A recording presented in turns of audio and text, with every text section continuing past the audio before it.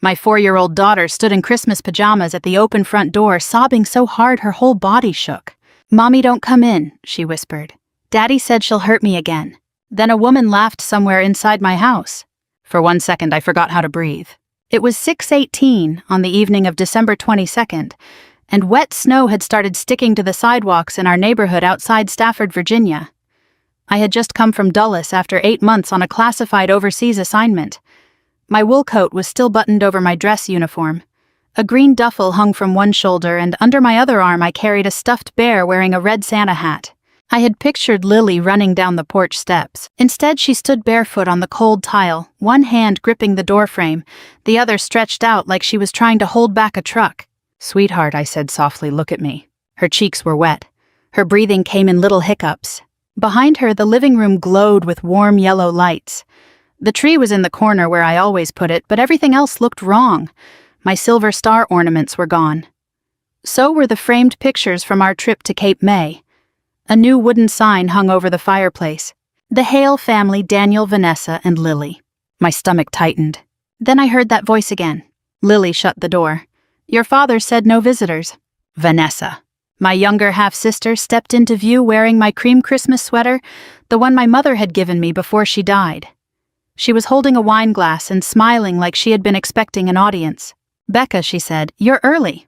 Daniel appeared behind her with a bourbon and eggnog in one hand. My husband of 11 years looked at me as if I were a delivery driver who had brought the wrong package. "You were supposed to be back after New Year's," he said. "I got released early. You should have called." I stared at him. Why is our daughter afraid to let me into my own house? Lily lowered her arms just enough for me to see a yellowing bruise circling her left wrist. I crouched slowly. "What happened here, baby?" She looked over her shoulder before answering. Vanessa spoke first. "She fell at preschool." Lily's eyes dropped to the floor.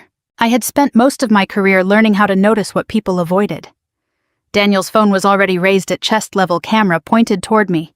Vanessa stepped closer and brushed hard against my shoulder. "She's been acting out ever since you abandoned her," she said. Every muscle in my body locked.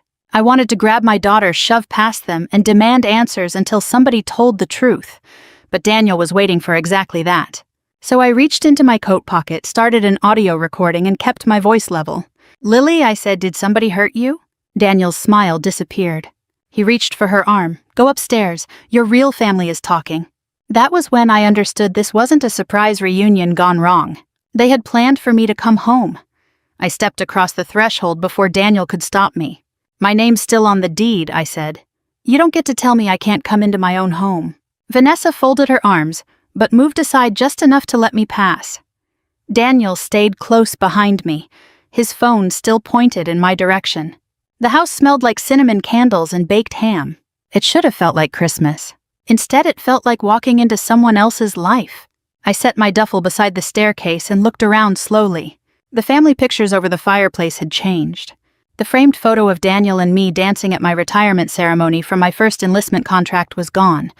So was the picture of Lily sitting on my shoulders at Yorktown Beach. In their place hung a professionally printed Christmas portrait. Daniel, Vanessa, Lily. All three wore matching red sweaters. Vanessa had one hand resting on Lily's shoulder like she'd always belonged there. My eyes drifted toward the coat closet. Women's boots, women's scarves, a long beige coat that definitely wasn't mine. She hadn't been visiting. She'd been living here. "For how long?" I asked quietly. Daniel shrugged. "A few months." "A few months?" "We needed help." "You hired my sister to move into my house." Vanessa laughed. "You make it sound so dramatic." I looked at Lily. "Honey, when did Aunt Vanessa start sleeping here?" Before she could answer, Daniel cut in. "That's enough." "No," I said, "it's not." Lily stood frozen beside the staircase. When Vanessa snapped her fingers, Lily flinched. Actually flinched. That tiny movement hit me harder than anything they'd said so far. Children don't flinch around people they feel safe with. I followed Lily into the kitchen. She stopped in front of the refrigerator. Before opening it, she looked toward Vanessa. "May I have some water?" Vanessa nodded without looking up from her phone. "You know where the cups are." My heart dropped. 4-year-olds don't ask permission for water in their own home. Not unless they've learned there will be consequences if they don't. I crouched beside Lily while she filled a small plastic cup. "Sweetheart," I whispered, "are you okay?" She stared into the water. I missed you, Mommy. Those 4 words almost broke me. I wrapped my arms around her. She hugged me back for exactly 2 seconds. Then she suddenly pulled away. Her eyes filled with panic. I can't. Why? She glanced toward Vanessa again. I'll get in trouble. I slowly stood. Daniel had been watching every second. You see, he said, you confuse her. I ignored him. Instead, I walked toward the hallway leading to my home office. The keypad on the door blinked red. My code no longer worked. What did you change in there?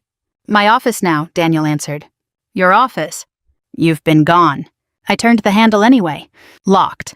You had no right. I had every right. He reached into a folder sitting on the dining room table and slid several papers toward me. I figured you'd react like this. Across the top of the first page were words I never imagined seeing. Petition for legal separation.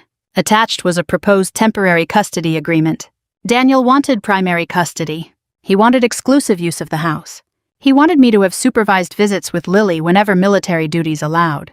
I looked up slowly. You've already hired an attorney. A while ago. Vanessa smiled over the rim of her wine glass. If you'd just sign it tonight, we can all move on. I looked from one face to the other, then back to Lily. She was quietly coloring at the kitchen table, pressing so hard with the crayon that the paper was beginning to tear. I slid the papers back toward Daniel. I'm not signing anything. Vanessa stepped closer until we were almost shoulder to shoulder. My advice? She said softly. Don't make this ugly. Then she deliberately bumped my shoulder.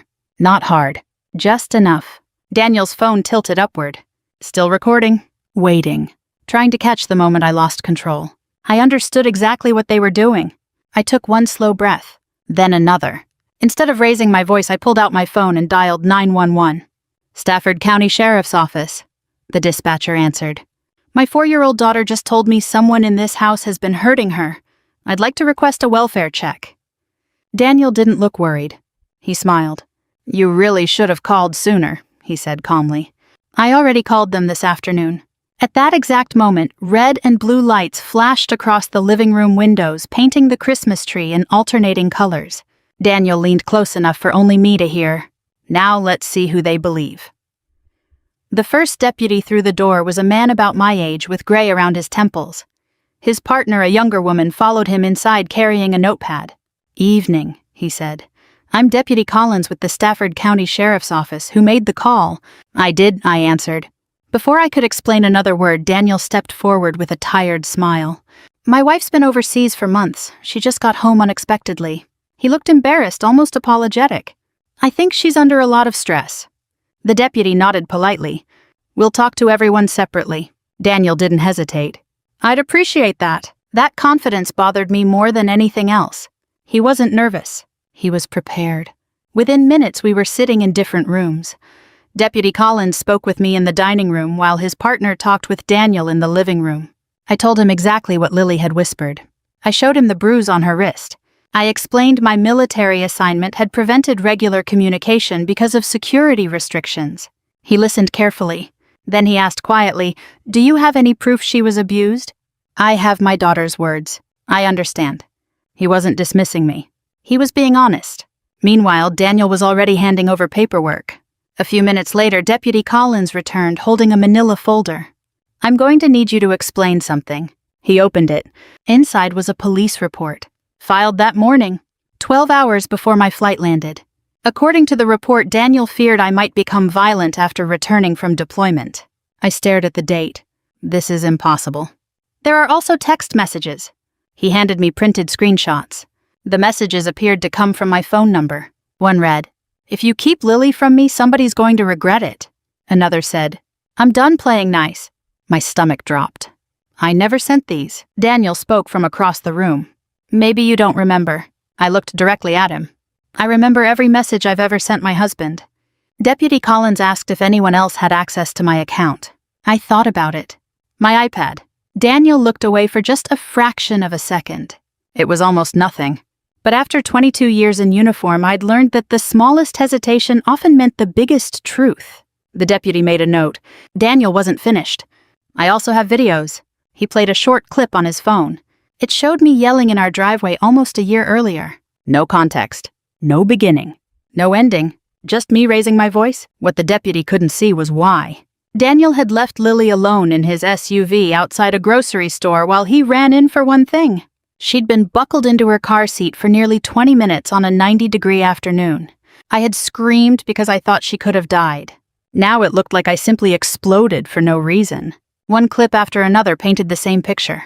Angry wife. Calm husband. Concerned father. The younger deputy came downstairs holding Lily's little hand. She knelt beside her. "Honey, can you tell me who hurt your wrist?" Lily looked toward Daniel. He didn't say a word. He didn't have to. She lowered her head. "I don't know."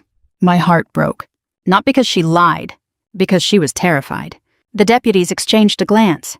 "We're contacting Child Protective Services," Collins said. "We'd also like a pediatrician to examine her." Within an hour, Lily was on her way to Mary Washington Hospital with a child welfare investigator. I reached for her as she walked past me. "I'll see you soon, sweetheart." She clutched the stuffed bear I'd brought home from the airport. "I love you, Mommy." "I love you more." I assumed she'd be coming with me afterward. Instead, the investigator pulled me aside outside the hospital. "Until we sort out these conflicting allegations, Lily can't go home with either parent tonight."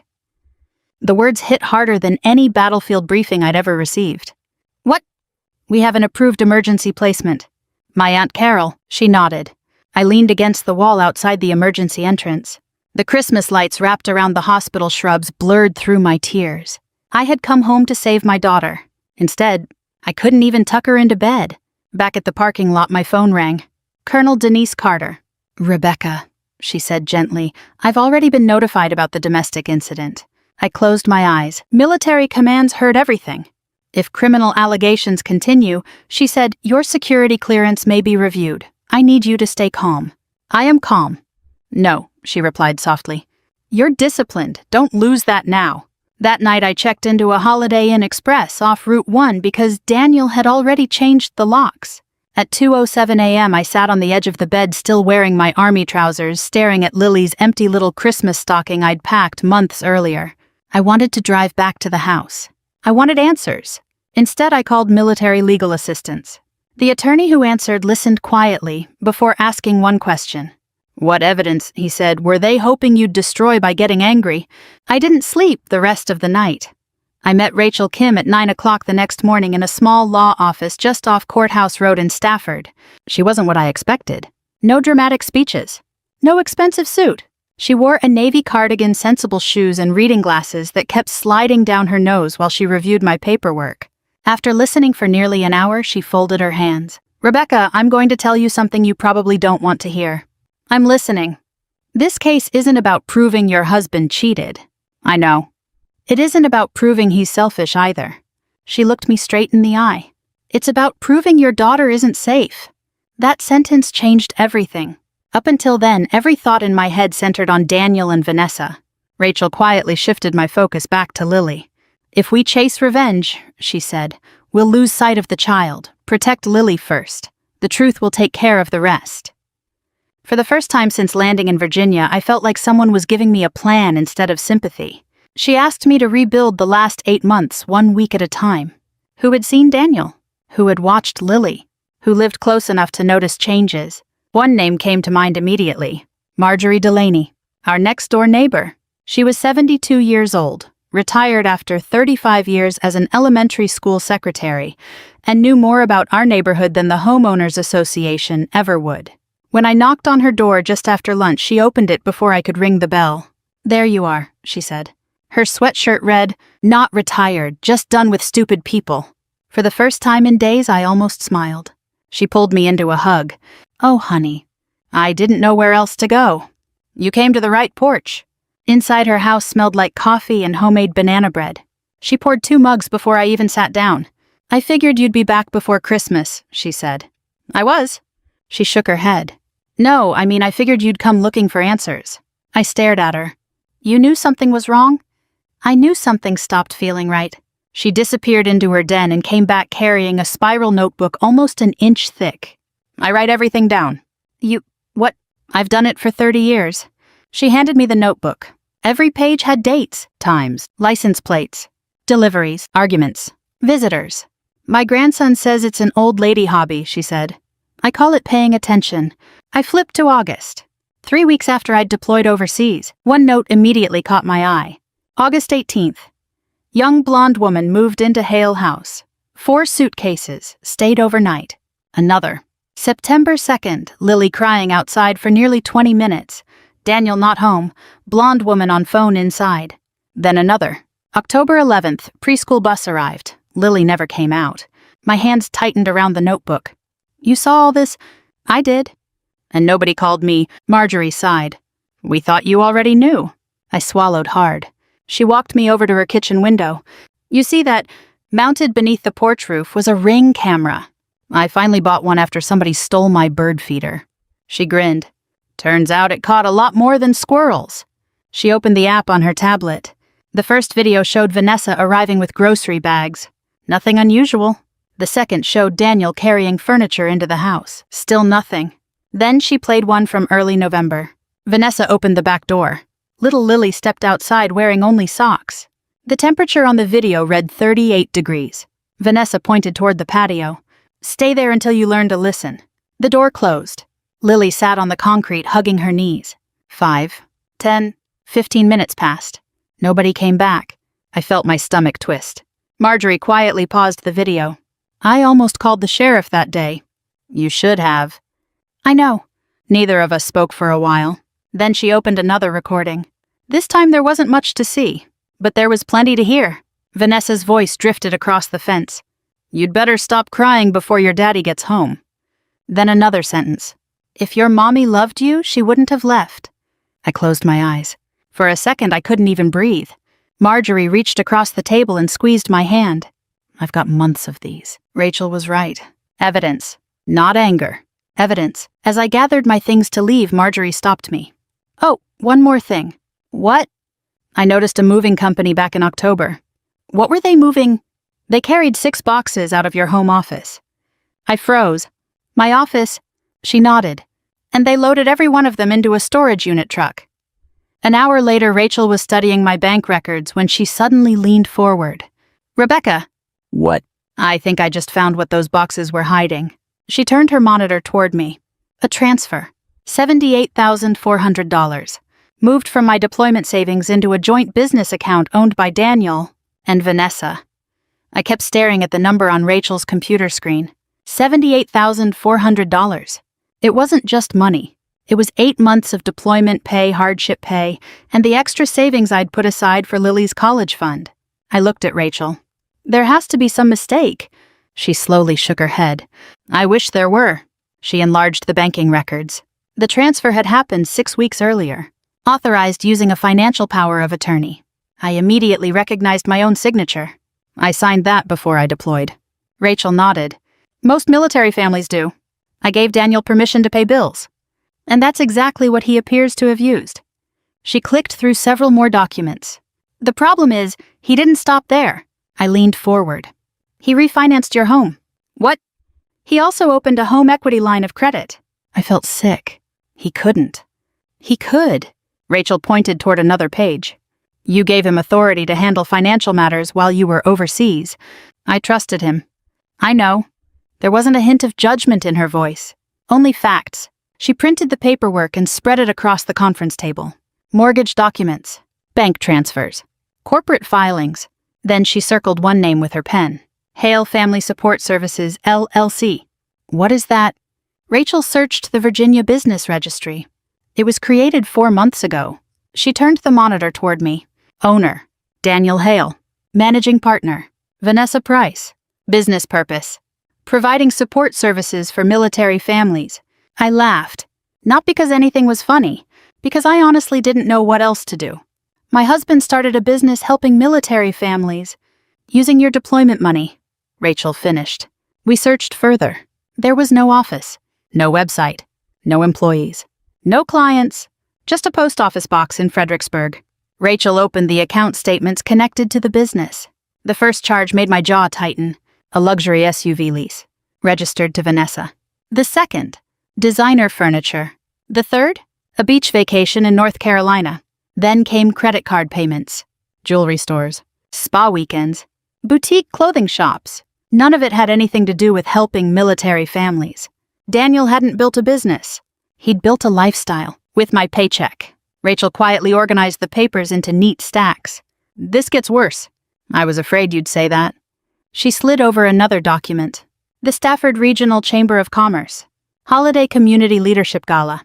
December 24th. Featured honoree. Daniel Hale. Award. Community Family Champion. Below that was the reason. For extraordinary support of military families during overseas deployments. I stared at the page. They're giving him an award. For pretending to be the husband you've actually been. Neither of us spoke for several seconds. Finally, I whispered, I spent Christmas in a secured operations center halfway around the world last year. Rachel nodded. And he spent it building this image. Later that afternoon, I drove to Aunt Carol's house for my first supervised visit with Lily. She ran into my arms before the social worker even finished opening the door. For a few wonderful minutes, she acted like my little girl again. We colored Christmas trees, built a tower out of wooden blocks, read the Polar Express, then completely out of nowhere, she looked at me. Mommy, yes, sweetheart. Are you leaving again? The question caught me completely off guard. No. She looked uncertain. Daddy said the Army always takes you away. I swallowed hard. The Army asked me to serve. Will they ask again? I didn't answer immediately, because I honestly didn't know. Instead, I kissed the top of her head. I'm here today. She leaned against me. I like today. Those 4 simple words hurt more than any accusation Daniel had ever made. After the visit ended, Rachel called. I've received an offer. From Daniel. His attorney. I pulled into a parking lot outside a Starbucks. What does he want? Rachel read directly from the email. If you withdraw the child abuse allegations, agree to primary custody, and sign the separation agreement. Daniel will return half of the money. Half. Like he was negotiating over a used pickup truck instead of my daughter's future. For one terrifying moment, I actually considered it. Maybe ending the fight quickly would spare Lily. Maybe I could start over somewhere else. Rachel must have heard the silence. Rebecca, I'm listening. He isn't offering you peace. She paused. He's offering you pieces of what already belongs to you. I closed my eyes. She was right. This had never been about money, or the house, or even Daniel. It had always been about Lily. The next morning during another supervised visit, Lily sat quietly with a box of crayons. She didn't say much. She simply drew. When she finished, she handed me the picture. It showed 3 people. Vanessa, Lily, Daniel. Daniel was holding a phone. Vanessa's hand was raised. Above them, a tiny red camera. I couldn't stop looking at Lily's drawing. 3 stick figures, Daniel, Vanessa, Lily. Above Daniel's head was a little black rectangle with a blinking red dot. At first I thought it was just something a 4-year-old had scribbled. Then Rachel leaned closer. Ask her about the camera. The following afternoon we met again at Aunt Carol's house for another supervised visit. The child welfare investigator stayed in the next room while Lily and I sat on the living room rug, building a castle out of wooden blocks. I waited until she seemed relaxed. Then I picked up the drawing. Sweetheart, can Mommy ask you something? She nodded. What is this little black box? She looked at it for only a second. The camera. What camera? The one Daddy put on the bookshelf. My heartbeat slowed. Not because I was calmer. Because every instinct I had told me to listen carefully. What did the camera do? It watched. Watched what? She shrugged. Me. I kept my voice soft. What else? She lowered her eyes. Daddy said when Mommy came home. She stopped. It's okay. I had to stand by the door. My chest tightened. Why? So the camera could see. Rachel and I exchanged a quick glance. I turned back to Lily. What was the camera supposed to see? She whispered so quietly I almost missed it. Daddy said Mommy would get mad. She looked ashamed. I didn't want you to get mad. I reached over and gently tucked a strand of hair behind her ear. You never did anything wrong. She leaned against me. For several seconds, neither of us spoke. Then she said something I'll never forget. Daddy made me practice. My blood ran cold. Practice what? The crying. I felt the air leave my lungs. What do you mean? He said, she took a shaky breath.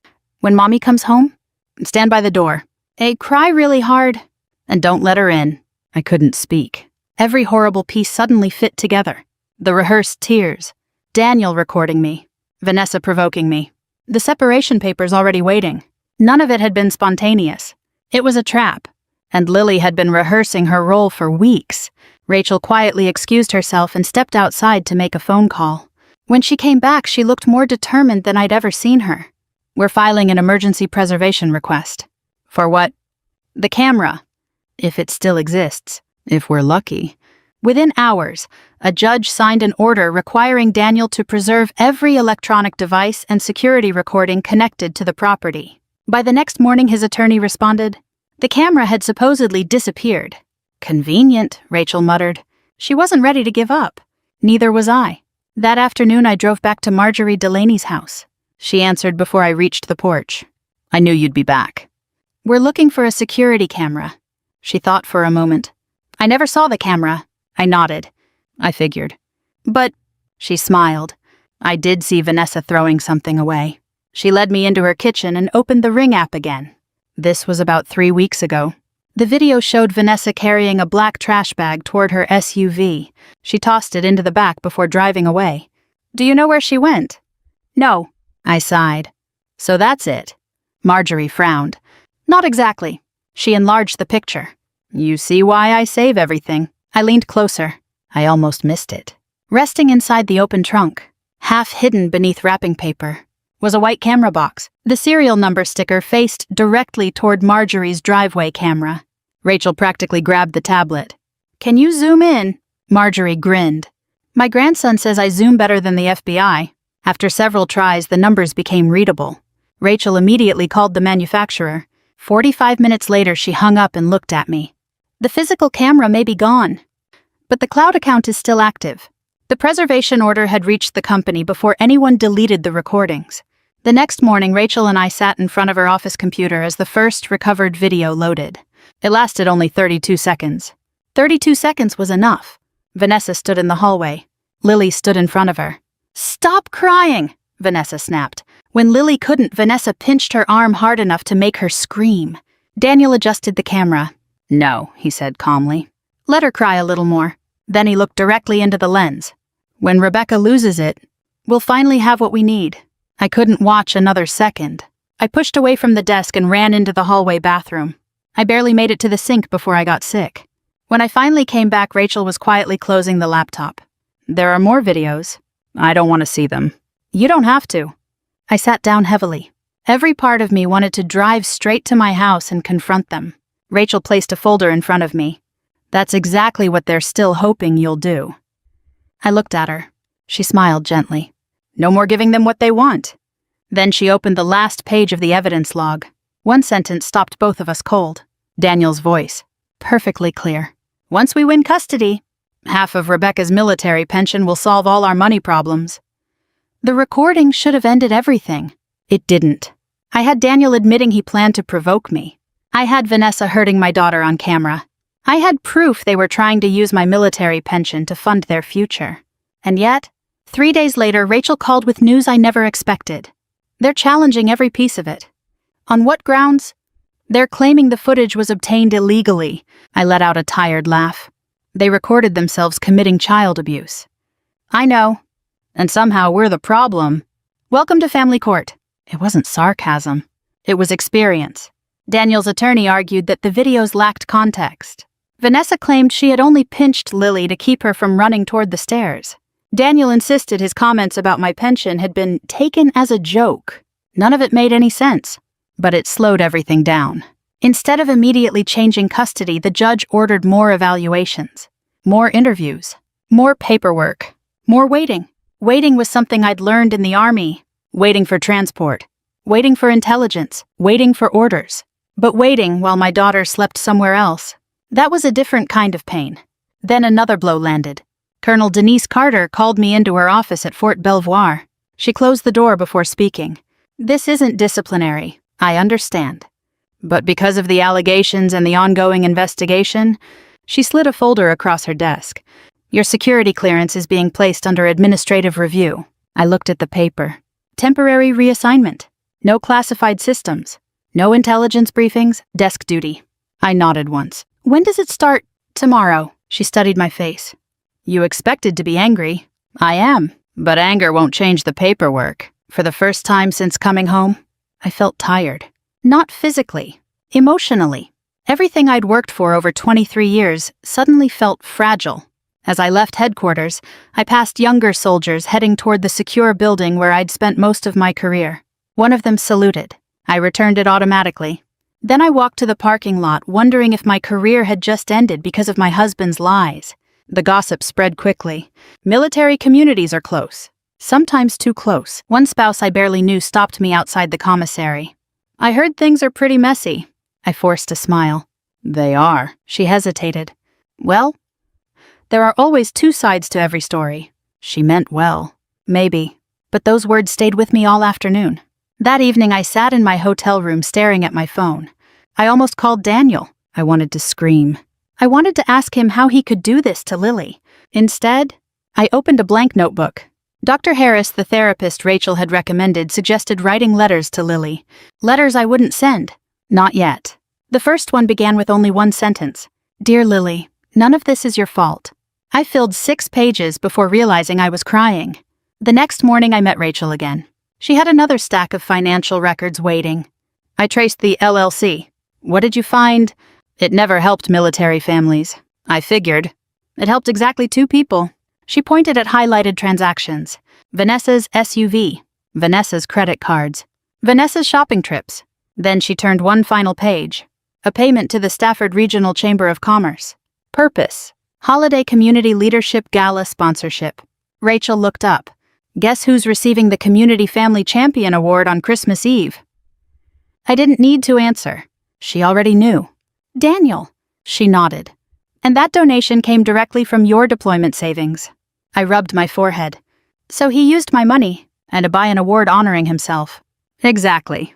2 days later, my phone rang. The caller ID showed an unfamiliar local number. Rebecca Hale. Yes. My name is Tom Reynolds. I'm chairman of the Stafford VFW Holiday Fundraiser. I recognized the event immediately. We'd be honored if you'd attend. I frowned. I'm not sure that's appropriate. Actually, he chuckled. Daniel specifically requested you. Me? He wants to surprise everyone by bringing you on stage. I felt my stomach tighten. For what? Tom answered without realizing what he was saying. He wants everyone to see what a strong military marriage looks like. After we hung up, Rachel slowly leaned back in her chair. He thinks you won't come. I wasn't planning to. I think you should. I looked at her. She smiled. Sometimes the best place to tell the truth is exactly where the lie was supposed to be celebrated. By Christmas Eve morning, the entire county seemed to know my name.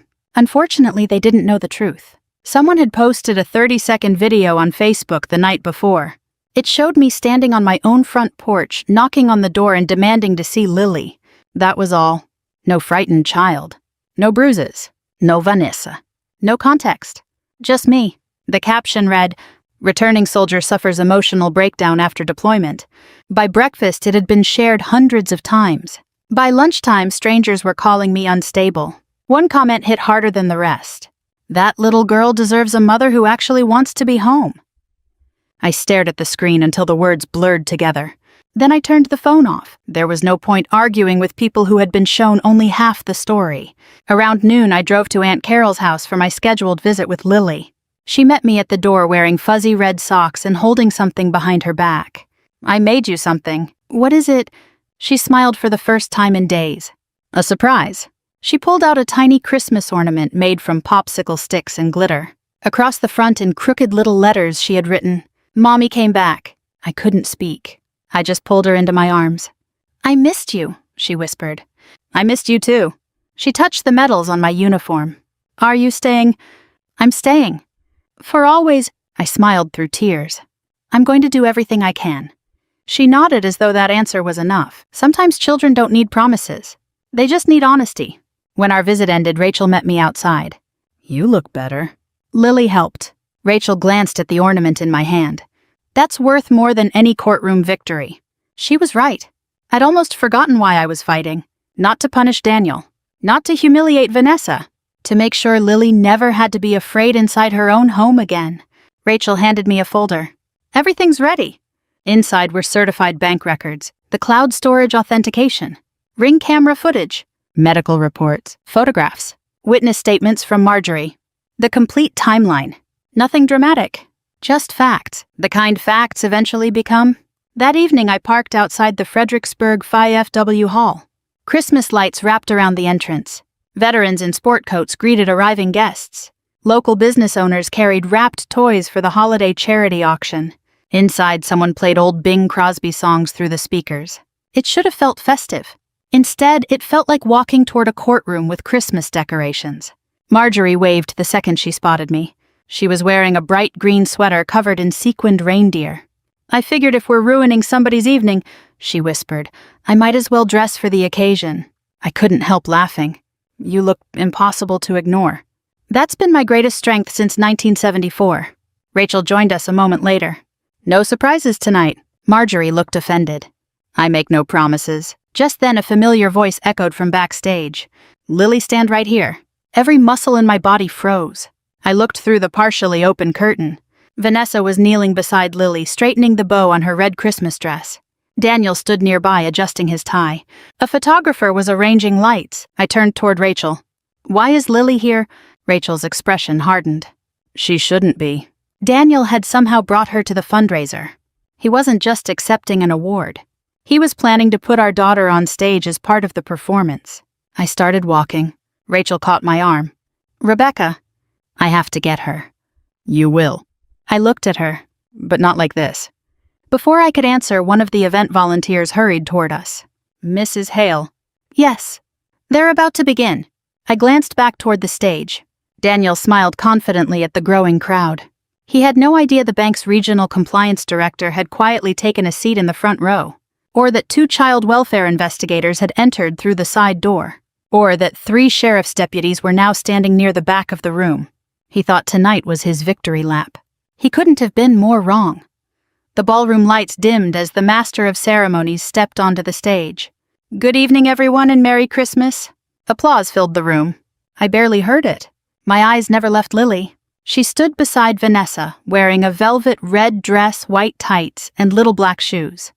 Someone had curled her hair. From across the room, she looked like the picture of a happy little girl. But I knew my daughter. She kept twisting the hem of her dress between her fingers whenever she was scared. She was doing it now. Daniel caught sight of me near the back of the ballroom. For just a second, surprise flashed across his face, then it disappeared. He smiled. That same practiced smile I'd seen him use at bank dinners, neighborhood barbecues, church fundraisers. The smile that convinced everyone he was the nicest man in the room. He excused himself from a group of guests and walked toward me. "I wasn't sure you'd come." "I almost didn't." He nodded. "Probably for the best if you stay in the audience." "I came to see my daughter." "So did everyone else." His voice remained calm. "So let's not make a scene." There it was again. The bait. Always the bait. Rachel had warned me. He wanted witnesses. He wanted another video. He wanted Rebecca Hale, the unstable military wife, to lose control in public.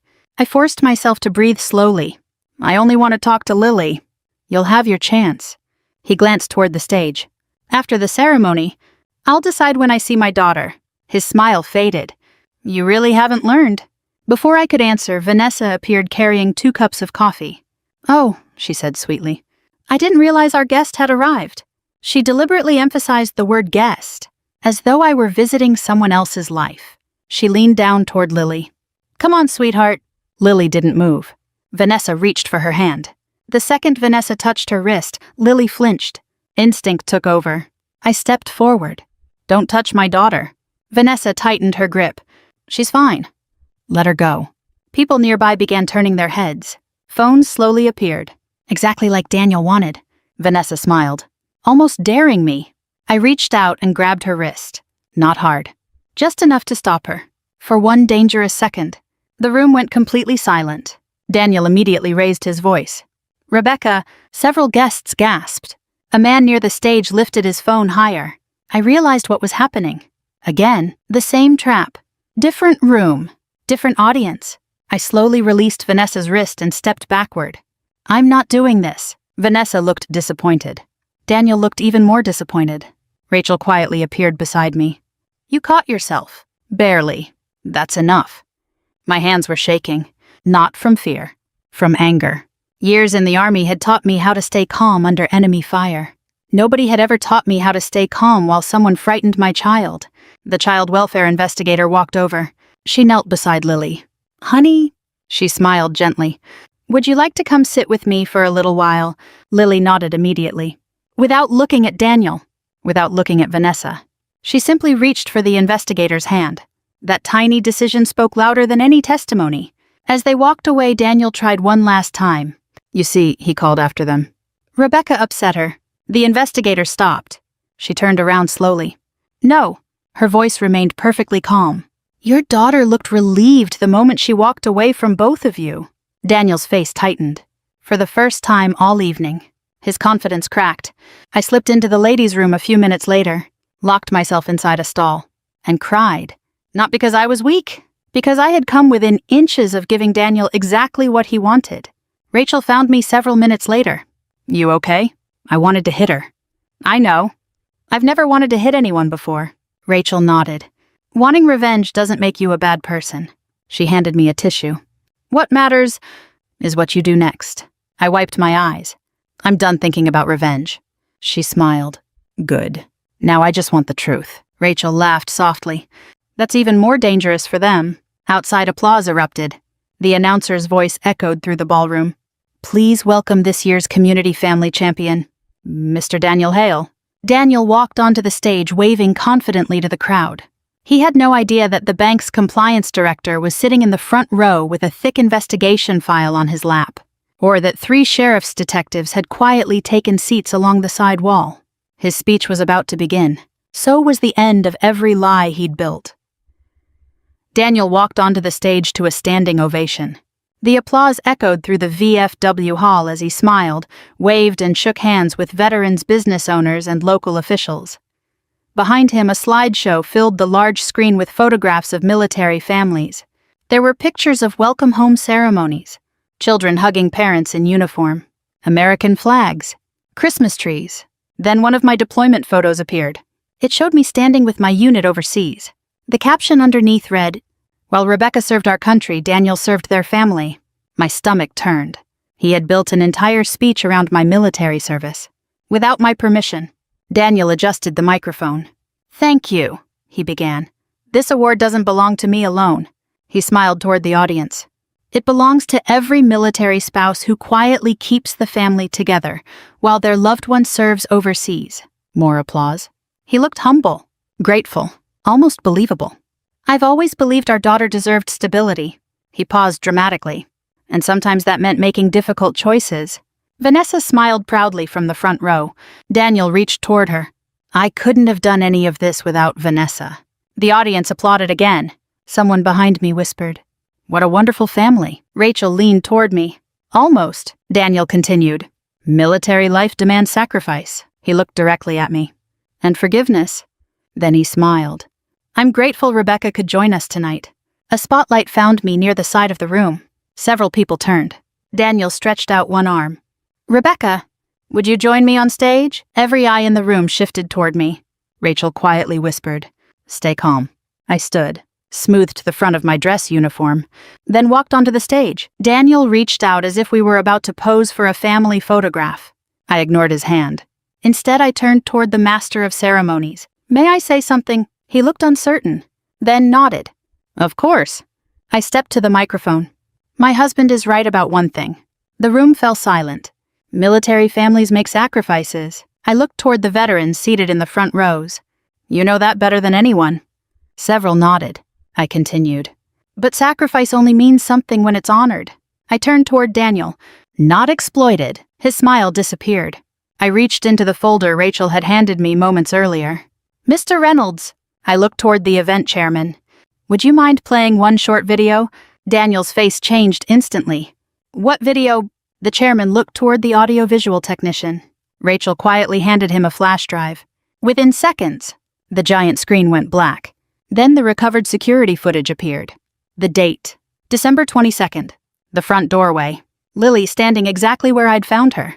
The audience watched in complete silence. Then they heard my little girl's trembling voice. Daddy said, and if I let Mommy in, she'll hurt me again? A murmur spread through the room. Daniel stepped toward the screen. That's completely out of context. Nobody answered. The next clip began. Vanessa stood over Lily. You're not crying hard enough. She pinched Lily's arm. My daughter cried out. Daniel adjusted the camera. Then his own voice filled the ballroom. Let her cry a little more. He looked directly into the lens. When Rebecca loses it, we'll finally have what we need.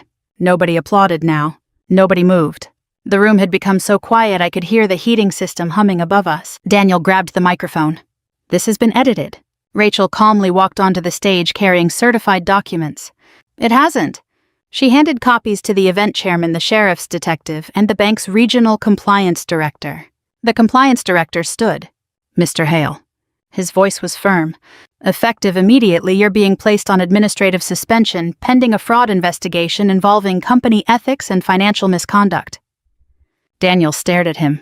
What? The detective stepped forward next. We also have a warrant regarding evidence tampering and allegations of child abuse. Vanessa suddenly stood. This wasn't my idea. Daniel turned toward her. What are you doing? You said nobody would ever find the videos. The room erupted. They began arguing with each other. Not quietly. Not carefully. The microphones were still live. Every accusation echoed through the ballroom. You told me we'd get her pension, Vanessa shouted. Daniel pointed at her.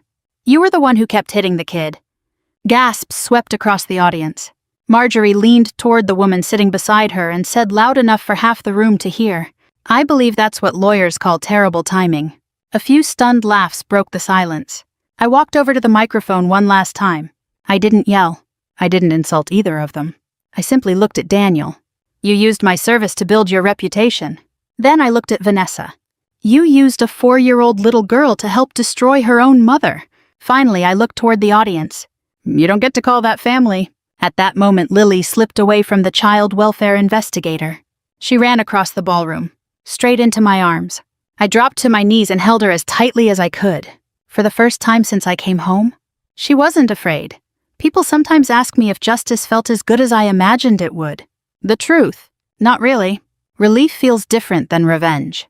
The courtroom hearings stretched over the next 9 months. Nothing happened overnight. Daniel was suspended from the bank within 24 hours of the fundraiser. A month later, he was fired after an internal audit confirmed he had misused financial authority, falsified documents, and diverted money into the fake consulting company. Vanessa accepted a plea agreement instead of risking a trial. She received probation, mandatory parenting and anger management classes, and a permanent order prohibiting unsupervised contact with Lily. Neither of them ever admitted they had planned everything from the beginning. They didn't have to. The evidence spoke louder than they ever could. The divorce wasn't easy. There were days I wanted to give up. Days when I wondered whether fighting had only made Lily's life harder. Family court doesn't move at the speed of heartbreak. It moves at the speed of paperwork. Eventually, the judge awarded me primary physical custody. Daniel received supervised visitation after completing counseling. The court also ordered him to repay part of the money he had taken. Not all of it. Some of it was simply gone. The refinance on the house couldn't be undone. Every time Lily drove past that neighborhood, she became quiet. One afternoon, she looked out the car window and whispered, I don't want to live there anymore. Neither did I. So I sold the house. Not because Daniel had ruined it. Because Lily deserved a place where every room felt safe. We rented a modest townhouse in Fredericksburg with white shutters, a tiny fenced backyard, and just enough space for the two of us. The first night there, Lily ran from room to room laughing. Mommy, what is it? Nobody lives here but us. I laughed for the first time in what felt like forever. No, sweetheart. Just us. My security clearance was eventually restored after the investigation cleared me of every allegation. Colonel Carter called me into her office one last time. I've got your assignment orders. I looked down at the paperwork. Stateside, Fort Belvoir. No more overseas deployments. You requested this. I did. She smiled knowingly. Any regrets? I thought about it. The Army had given me purpose. It had also taken me away from home. But the Army had never betrayed me. People had. I've served my country for 23 years, I said. Now I need to serve one little girl. Colonel Carter stood and shook my hand. I think that's your most important assignment. The following Christmas looked nothing like the one before. No grand decorations. No expensive dinners. No giant tree. Just a small artificial tree from Home Depot. Homemade sugar cookies. Hot chocolate. A string of colorful lights around the living room window. While decorating, Lily opened a small box. Inside was the ornament she had made during our supervised visit. The one with crooked glitter letters. Mommy came back. She smiled. Can we hang this first? We absolutely can. She carefully placed it near the top of the tree. Then she stepped back to admire it. It belongs where everyone can see it. I realized she wasn't talking about the ornament. She was talking about us. For a long time I thought coming home meant walking through my own front door. Now I know better. Home isn't a house. It isn't a title. It isn't even a marriage.